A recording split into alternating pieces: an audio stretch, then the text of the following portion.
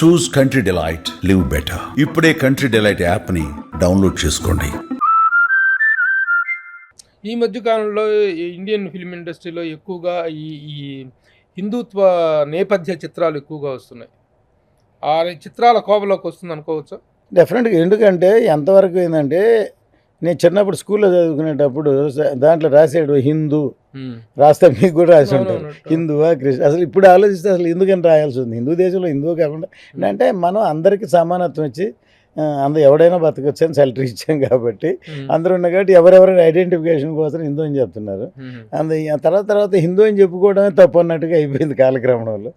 So అందుకని ఈ cinema release అయిన తర్వాత మీరు అడిగిన దానికి ఎగ్జాక్ట్లీ ఈ మధ్యన సినిమాలు వస్తున్నాయి ఆ కోవలో ఇలా ఉంటుందంటే, ఎందుకంటే రీసెంట్గా కాశ్మీర్ ఫైల్స్ అని సినిమా ఒక డాక్యుమెంటరీ తీశారు యాక్చువల్గా.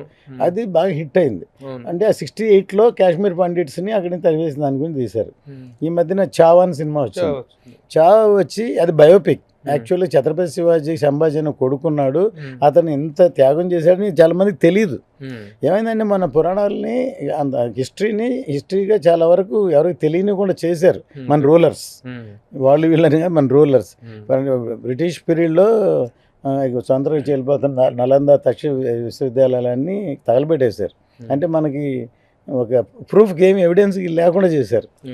ఈ మధ్య సోషల్ మీడియా వచ్చాక మేబీ ఇప్పుడు కొంతమంది ఎక్కడో మిగిలిని తాళపత్ర కేంద్రాల్లో వీటిల్లో సేకరించిన కొన్ని ఇక్కడి నుంచి సెకండ్ వరల్డ్ వార్ అప్పుడు తీసుకెళ్ళిపోయారు.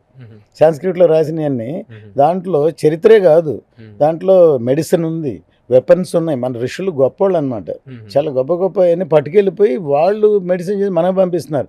ఎవరైతే సాంస్క్రిట్ తెలుసో వాళ్ళకి జీతాలు ఇచ్చి జర్మన్లో కానీ జపాన్లో కానీ దాన్ని మన గ్రంథాలను తీసుకెళ్ళిపోయారు.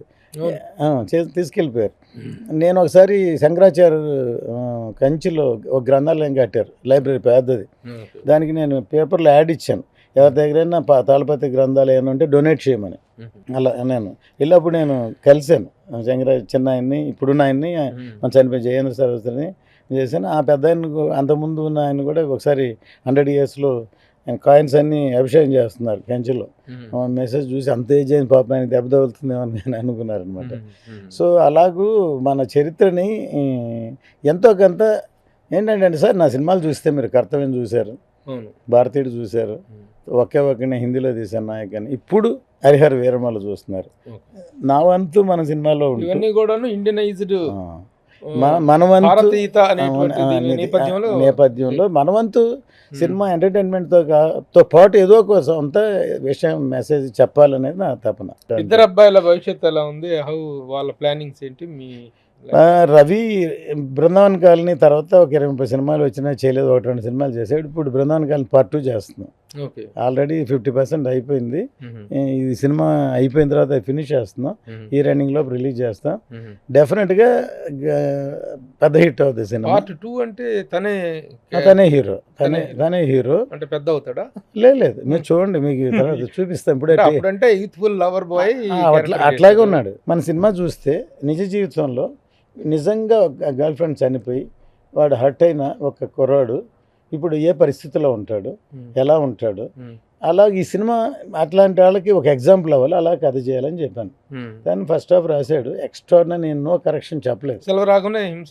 తనే director, same unit, same Yuvan Shankar Raja. ఆ సినిమా మ్యూజిక్ ఎంత పెద్ద హిట్ అని తెలుసు. దానికి తెలుగులో lyrics and dialogues written by me. So same unit చేస్తున్నారు. సో ఆ సినిమా చూస్తే కనెక్ట్ 5 నిమిషాల్లో కనెక్ట్ అయిపోతుంది. ఎప్పట్లో ఉండొచ్చు? ఈ రన్నింగ్లో రిలీజ్ చేస్తాం. స్టార్ట్ అయింది షూటింగ్? 50% అయిపోయింది. సైలెంట్గా చేస్తాను. ఆ జ్యోతి కృష్ణ అసలు అన్కాంప్రమైజ్డ్ డైరెక్టర్ అని పేరండి. అవును, ఎక్కడా కాంప్రమైజ్ కాడు ఏ విషయంలో. నిర్మాత ఏం రత్నం గారు అయితే కావచ్చు, ఎవరైతే కావచ్చు, తను అనుకున్న ఎఫెక్ట్ ఇచ్చేదాకా వదిలిపెట్టడని అంటారు. ఈ సినిమా విషయంలో తను ఎలా హ్యాండిల్ చేశాడు? నిజం సార్, నేను శంకర్ లాగా డైరెక్ట్తో పోల్చలేదు, కానీ మెంటాలిటీలో శంకర్ తర్వాత మా జ్యోతిని చూశాను. అంటే షూటింగ్ జరిగేటప్పుడు కమలాసన్ గారు మాట అన్నారు, తప్పో రైటో తను అనుకున్న దాన్ని కన్ఫ్యూజ్ లేకుండా కాన్ఫిడెంట్గా చేస్తున్నాడు. అని ఫస్ట్ షెడ్యూల్లోనే ఆయన కాంప్లిమెంట్ ఇచ్చారు కమల్ హాసన్ గారు. ఓకే. అట్లాగే ఇంతమంది ఎవరేమన్నా నేనున్నా ఏమన్నా అసలు కాంప్రమైజ్ అవ్వడు. తను ఏమనుకున్నాడు అది చేస్తున్నాడు. దాన్ని ఏ విషయం అయినా సరే అసలు ఒప్పుకోడు. కానీ ఇవాళ సీజీ వర్క్లో చూస్తే అందరూ కళ్యాణ్ గారు కూడా డౌట్ అంటే అందరూ చెప్తారు అని క్వాలిటీ తీసుకురారు, ప్యాచ్గా ఉంటాయి ఎలా ఉంటాయి చాలా సినిమాల్లో అని ఉంటుంది కదా. ఓకే. అసలు ఇండియాకి గ్రాఫిక్స్ తీసుకొచ్చిందే మేము. ఓకే. అప్పుడు భారతీయుడు అప్పుడు హాంకాంగ్లో చేసాం. తర్వాత ఇప్పుడు ఇక్కడ చేసే టెక్నీషియన్ అందరినీ మేమే డెవలప్ చేసాం ఓకే. ప్రస్తుతం ఓకే. ఉన్న వాళ్ళలో. ఇప్పుడు తమిళనాడులో ఇంకొక యూనిట్ చేసాం, వాళ్ళు కూడా బిజీ మాకు దొరకట్లేదు. ఇప్పుడు అలాంటిది మా రవికి కానీ జ్యోతికి కానీ బాగా అవగాహన ఉంది. దాన్ని మాయా చేసాడు, తనకి గ్రాఫిక్స్లో అవగాహన ఉంది. ఈ సినిమాకి టోటల్ విజువల్ ఎఫెక్ట్స్ సూపర్వైజేషనే జ్యోతి. అంటే చాలా చోట్ల ఇచ్చి ఎవ్రీ టీమ్ దీంట్లో కాను ల్యాప్టాప్లో మాట్లాడి ఈవెన్ ఇరాన్లో ఇచ్చిన వాళ్ళని అడ్వైజ్ ఇచ్చి ఆ లెవెల్ ఆఫ్ వర్క్ తీసుకోవడానికి కారణం తనే. సుమన్ టీవీలో మీ పర్సనల్ అండ్ బిజినెస్ ప్రమోషన్స్ కోసం కింది నెంబర్కి కాంటాక్ట్ చేయండి.